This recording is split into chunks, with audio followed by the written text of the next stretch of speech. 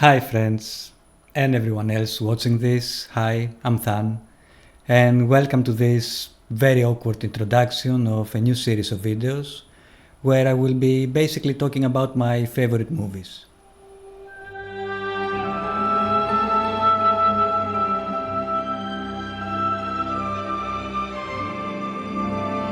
You see, there are so many movies that I call my favorite or one of my favorites over the years, but I never sat down to actually make a proper list. For the past 15 years or so, I've been keeping a top 10 with my favorite movies of each year, but before that, all I know is that many of those movies come from the 80s and the 90s, which makes sense, I guess.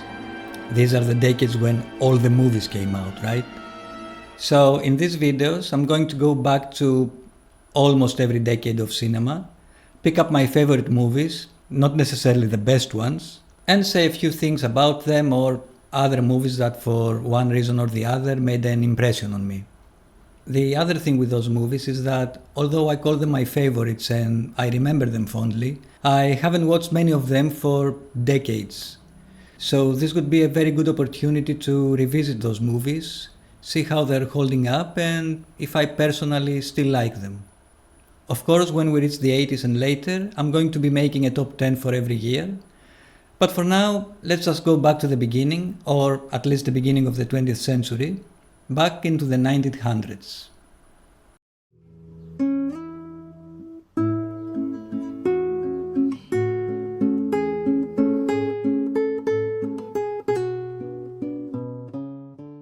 And if there is one name from that time that I often bring into my mind and in conversations, is that of Georges Méliès, of course, and his filmography.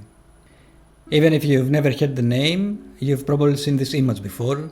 This is from one of his most famous movies, A Trip to the Moon, from 1902. Méliès was a stage magician who later became a filmmaker, and he was one of the greatest pioneers in the history of cinema. He's been credited as the first storyteller. He was the first one to use the medium as a storytelling device.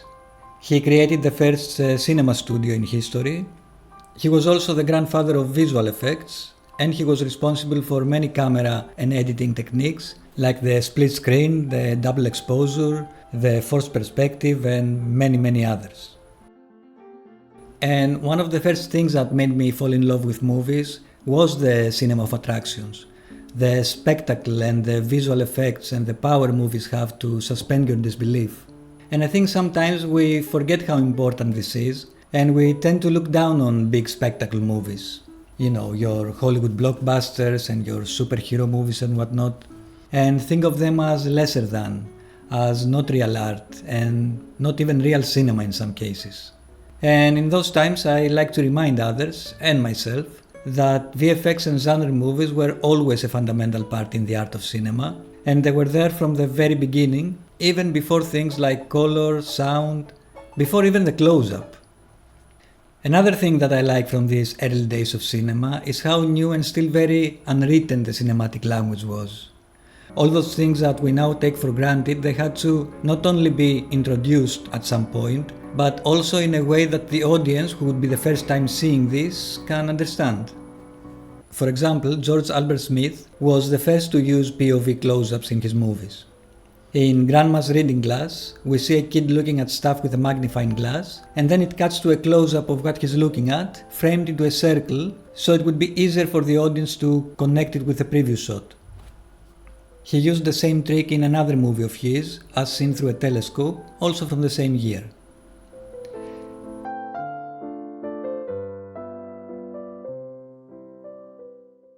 And yeah, it's very interesting to see those early first steps and think how far we've come. Not only as an industry and as an art, but us as an audience, how well versed we are now on understanding movies. I mean, imagine showing the Avengers to those people, right? Or Tenet.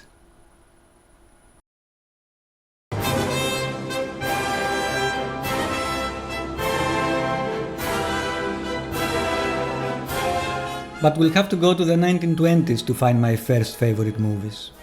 We can even make a top 5 here, starting chronologically with The Cabinet of Dr. Caligari in 1920, followed by Nosferatu in 1922.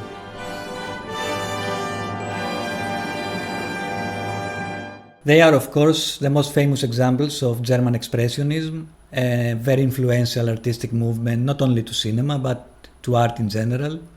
And you can see a lot of cinema's future in those movies, from whole movie genres later on like film noir, to contemporary artists like Tim Burton, and of course the whole career of Nicolas Cage.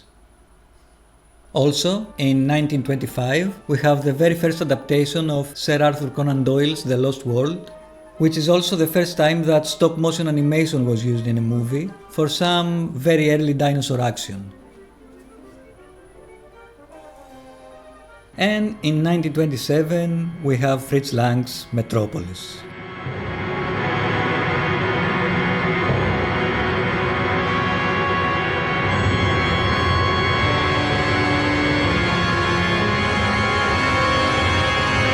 What can I say about Metropolis? It's one of the most iconic and influential movies of all time, and very rightfully so. I mean, look at it. This is a movie that has no right to look this good in 1927. But still, if I had to pick only one movie from that time to be my favorite, that would be Un Chien Andalou, an Andalusian dog by Luis Buñuel and Salvatore Dali in 1929. The first time I saw the Andalusian dog, I was young and ignorant. I watched it after a party with a bunch of pretentious people that were trying to analyze it and find the meaning of it, and I would prefer to make fun of those people rather than join them. But some years later, I learned more about the film and the context around it. You see, back in the 20s, besides the surrealism movement that was rising, psychology was also trending, and all those crazy new theories about the subconscious and the hidden meaning of dreams were finding their way into the cinematic language, which was huge news for a visual medium, right? Not only images can carry extra symbolic meaning, but they can also manipulate the audience in a subconscious level. So Buñuel and Dali wanted to play with those theories, and they created this dreamlike movie filled with seemingly random images, some were coming from their own dreams, but with no real meaning or even narrative structure in order to let the audience create their own. It was basically a prank. They were trolling the audience and making fun of pretentious people in the future. And you know what? I think David Lynch does the same. Maybe it's me, but I always find it funny when people try to understand his movies. So these are my favorite movies from the 1920s. And even 100 years back, this is a very good representation of what I like in movies in general. There are a lot of genre movies, like science fiction and horror and fantasy, a lot of visual effects and spectacle, and of course, surreal comedy. I'm sure we'll see this pattern again many times in the future. Also, all those movies are available to watch here on YouTube, and I will have all the links down below in the description. Okay, next, the 30s.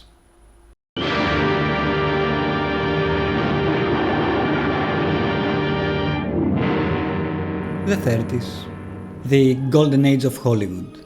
Movies have sound now, and by the end of the decade they will have color as well, like the highly problematic 4-hour epic Gone with the Wind, and of course The Wizard of Oz, which is in my list mainly for the technical achievements.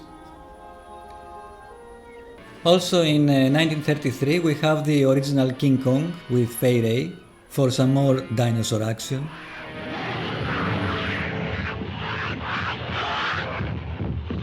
This is of course another milestone in visual effects and a very impressive movie for the time. My only problem with King Kong is that I never found a big gorilla interesting as a monster or even as a character. It's just a big animal, right? Say, I guess I love you. Why, Jack, you hate women. Yeah, I know.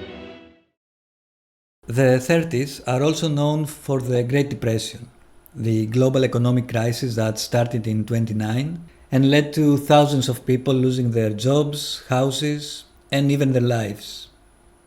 So what better way to capture the vibe of the time than the 1936 romantic comedy My Man Godfrey?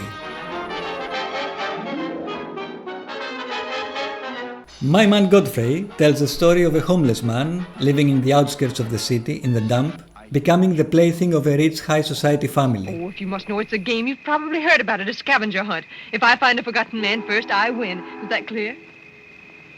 Yes, quite clear. Shall I wear my tails or come just as I am? You needn't be fresh. Do you want the $5 or don't you? At first, they want him as an item for their scavenger hunt list, and then the younger daughter offers him to be their butler, but overall treats him like a stray dog right to the end. I call this the original triangle of sadness. Ah, money, money, money. The Frankenstein monster that destroys souls. Please don't say anything more about it. You're upsetting Carlo.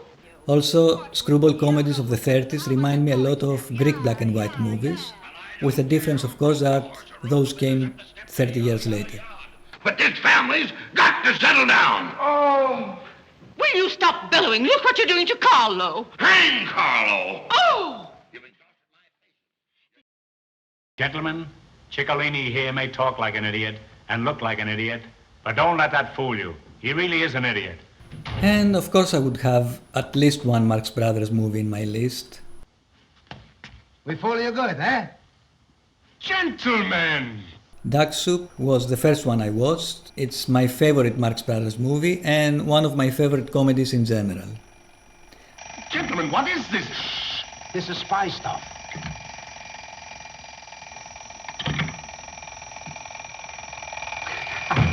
A telegram for you, sir. Oh.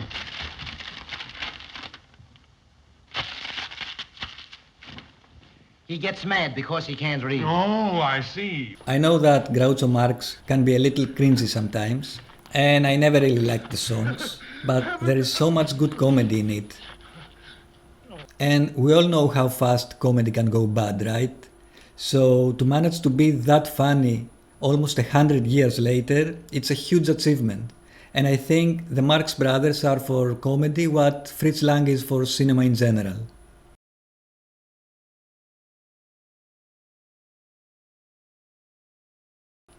Speaking of Fritz Lang,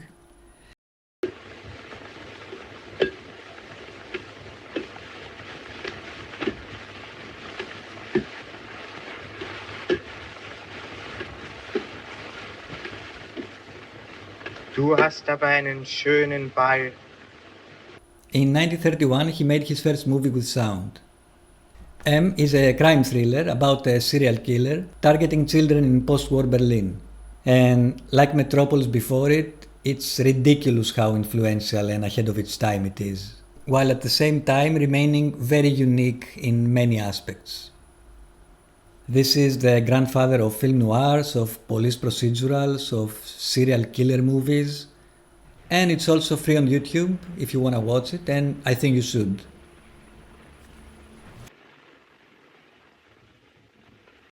So yeah, this is my list for the 30s. Again, we see the same pattern, a lot of genre movies and comedy, although this will stop in the next decade because, you know, war.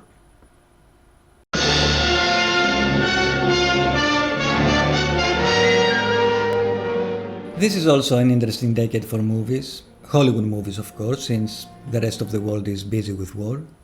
There are a lot of all-time classics here, like Casablanca and Citizen Kane. Well, I think most of the movies in my list are all-time classics.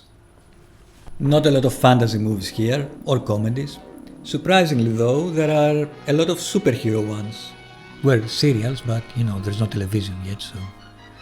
Let's see, there's a very racist Batman one in 1943. Slap his face. Captain America in 1944, which, if I was Marvel, I would release it as an in-universe movie that Steve Rogers did in the 40s. Shazam! We also have a Captain Marvel in 1940, and of course, The Mark of Zorro, which is the movie that young Bruce Wayne goes to see with his parents the night they get murdered, so it's important. But of course, the one genre that defines the 40s is the film noir, and I always liked film noirs. So naturally, I started my rewatching with The Maltese Falcon, a film that many people regard as the first true film noir, and It's certainly the one that was copied and referenced the most throughout the decades. If you think of any film noir trope, either visual or thematic, you're probably thinking of the Maltese Falcon. And maybe that's why it didn't hold my attention as much as I thought it would. The story is kind of basic, the writing is nothing special, and overall it seems like a good prototype for better things to come. Plus, Bogart having all that sexist grandpa energy didn't help at all. Yes, sweetheart? There's a girl wants to see you. Sure in, Effie, darling. Now, listen, precious. You shouldn't have come here today, darling. You ought to be home. You're an angel, a nice, rattle-brained little angel. You're invaluable, darling. Quick, darling, in with him. Thanks, darling. How much money have you got? I've got about $500 left. Give it to me. What else is there I can buy you with?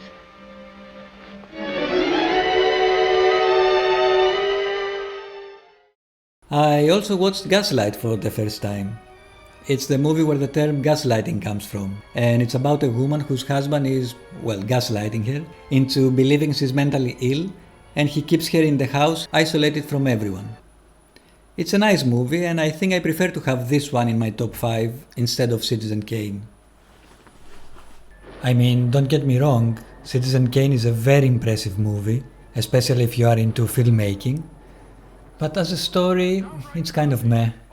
It's like watching a documentary about Donald Trump.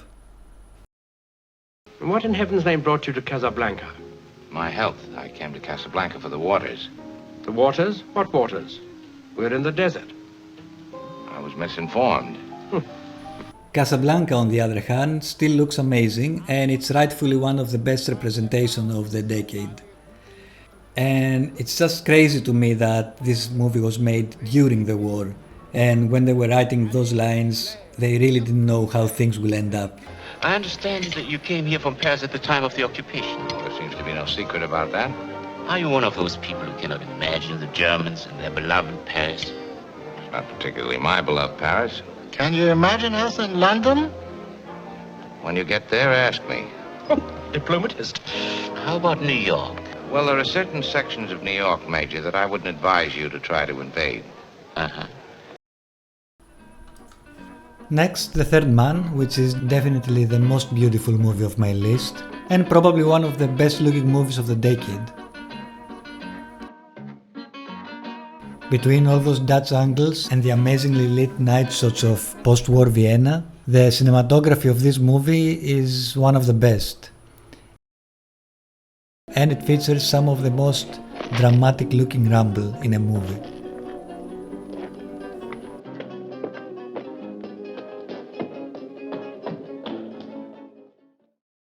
Oiga, señor, we are federales. You know, the mountain police. If you're the police, where are your badges? Badges? We ain't got no badges. We don't need no badges. I don't have to show you any stinking badges. Next, another Bogart movie, The Treasure of the Sierra Madre. And from that title you would expect an Indiana Jones movie or something. And although it is a soft inspiration for the character, at least as far as the silhouette goes, it's a very different movie. Bogart plays an idiot drifter who, along with another man and an old prospector, they go search for gold in the hostile mountains of Mexico. And then we see Bogart's slow descent into paranoia and madness. It's a movie about greed, about human stupidity, and it's a great watch from start to finish. One of my favorite scenes is when they are ready to embark on this very challenging adventure, and Bogart doesn't even know how to saddle his horse.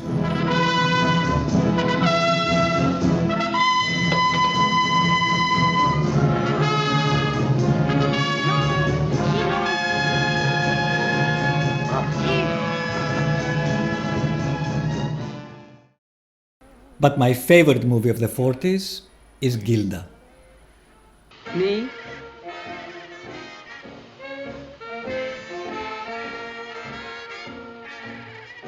Gilda is amazing. It's like watching 40s Scorsese, and it has everything you would expect from a good film noir to have.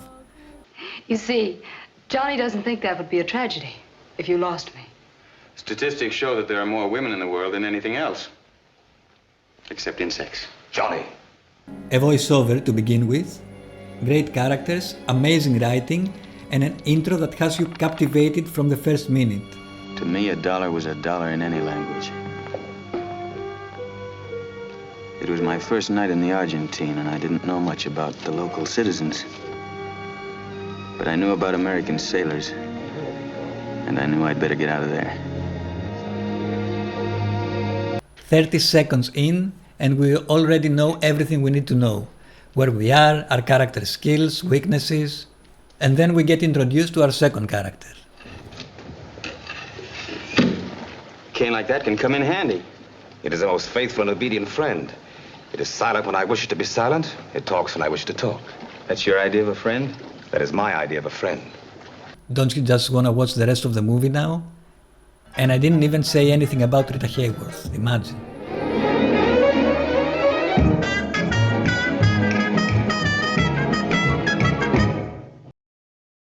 So yeah, these are my favorite movies of the 40s, and this is the end of the first video. We did it! I was planning to include the 50s here as well, but they're totally different in tone, and also we're gonna have our first top 10 there, so I think they deserve their own video. Don't forget to check on the description for all the links for all the movies that are available here on YouTube. Say hi in the comments if you want, and I'll see you in the next one, I guess. Bye!